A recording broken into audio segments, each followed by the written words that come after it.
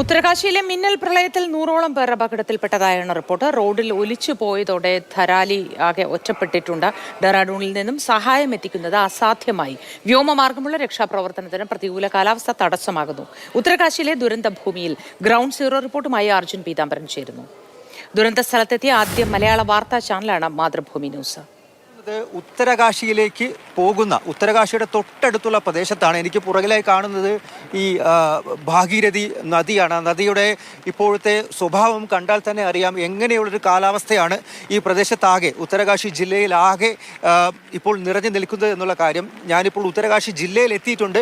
ഉത്തരകാശി ടൗണിലേക്ക് പോകുന്ന വഴിയാണ്. ഉത്തരകാശി ടൗണിന് ശേഷമാണ് ധാരലയും അതുപോലെ തന്നെ ഹാർഷിലും എല്ലാം തന്നെ വരുന്നത്. ഞാൻ പോകുന്ന വഴിക്ക് പലയിടങ്ങളിലും ഇത്തരത്തിൽ മണ്ണിടിച്ചിൽ ഉണ്ടാകുന്നുണ്ട്. അതുകൊണ്ട് തന്നെ പോകാനുള്ള വഴി അത് വലിയ രീതിയിലുള്ള പ്രയാസവും ബുദ്ധിമുട്ടൊക്കെയാണ്. മുന്നോട്ട് പോകാൻ കഴിയാത്ത അവസ്ഥ. ഇപ്പോൾ ആ കല്ല് മാറ്റി മുന്നോട്ട് പോകാൻ വേണ്ടിയിട്ടുള്ള ശ്രമങ്ങൾ നടത്തിക്കൊണ്ടിരിക്കുകയാണ്. ഉത്തരകാശിയിലേക്ക് പ്രവേശിക്കുന്ന ഒരു വഴി, അത് ഡെറാഡൂണിൽ നിന്നും മുസൂരി വഴിയുള്ള വഴിയാണ്.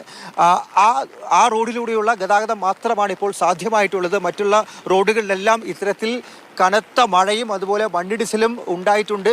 അത്യാവശ്യം വേണ്ട ഈ സൈനിക ഉപകരണങ്ങളും അതുപോലെ തന്നെ രക്ഷാപ്രവർത്തകരും നേരത്തെ തന്നെ തമ്പടിച്ചത് കൊണ്ടാണ് ആളുകളെ പെട്ടെന്ന് തന്നെ ഈ ധാരാളി ഗ്രാമത്തിൽ നിന്നും ആളുകളെ പെട്ടെന്ന് തന്നെ രക്ഷപ്പെടുത്തി ഗംഗോത്രി അടക്കമുള്ള മേഖലകളിലേക്ക്, സുരക്ഷിത സ്ഥലങ്ങളിലേക്ക് കൊണ്ടുപോകാൻ സാധിച്ചിട്ടുള്ളത്.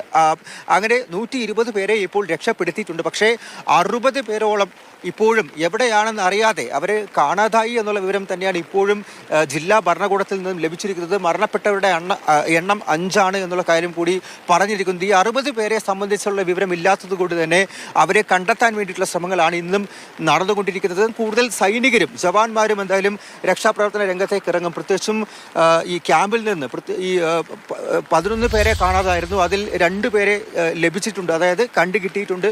മറ്റ് 9 പേരെ കൂടി 9 സൈനികരെ കൂടിയാണ് ഇനി കണ്ടെത്താനുള്ളത്. എന്തായാലും ഉത്തരാഖണ്ഡിൽ ആകെ വളരെ മോശം കാലാവസ്ഥ നിലനിൽക്കുന്നതാണ് എല്ലാ പ്രവർത്തനങ്ങളെയും രക്ഷാപ്രവർത്തനങ്ങളെയും പ്രതികൂലമായി ബാധിച്ചുകൊണ്ടിരിക്കുന്നത്. റോഡ് ഗതാഗതം അത് വളരെ ബുദ്ധിമുട്ടാണ്. അതായത് പോകാനുള്ള ഗതാഗതം ഉള്ളത് ഡെറാഡൂണിൽ ഇറങ്ങി ഡെറാഡൂണിൽ നിന്നും മുന്നോട്ട് പോവുക എന്നുള്ള വഴി, അതും വാഹന ഗതാഗതം സാധ്യമാകുന്നത് മുസൂരി വഴിയുള്ള ഒരു പാത മാത്രമാണ്. അതിലപ്പുറത്തേക്ക് പലയിടത്തും ഈ ദേശീയപാത 34 പോകുന്ന സമയത്ത് റോഡ് ഗതാഗതം തടസ്സപ്പെട്ടിരിക്കുകയാണ്. കേന്ദ്ര സർക്കാരിൻ്റെ ഭാഗത്തു നിന്നും അറിയിപ്പ് ലഭിച്ചിട്ടുണ്ട്. അതായത് ആവശ്യമായിട്ടുള്ള എല്ലാ സഹായവും നൽകാൻ തയ്യാറാണ് എന്നുള്ള കാര്യം തൊട്ടടുത്ത അയൽ സംസ്ഥാനമായിട്ടുള്ള ഉത്തർപ്രദേശ് സർക്കാരും അവരുടെ സഹായഹസ്തം നീട്ടിയിട്ടുണ്ട്. ഹാർഷിൽ ടൗണിൽ നിന്നും ധാരാളിയിലേക്കുള്ള ആ പാത അത് പലയിടത്തും പൂർണ്ണമായും തകർന്നിരിക്കുകയാണ്. ഇപ്പോഴും അറ്റകുറ്റപ്പണികൾ നടന്നുകൊണ്ടിരിക്കുന്നു എന്നുള്ളതാണ് ഏറ്റവും ഭയപ്പെടുത്തുന്ന വസ്തുത. നമുക്കിപ്പോൾ സർവ്വതും വിഴുങ്ങി മുന്നോട്ട് കുതിക്കുന്ന നദിയുടെ, ഭാഗീരഥി നദിയുടെ ആ രൗദ്രഭാവം പൂണ്ട കാഴ്ചകളാണ് കാണാൻ സാധിക്കുന്നത്.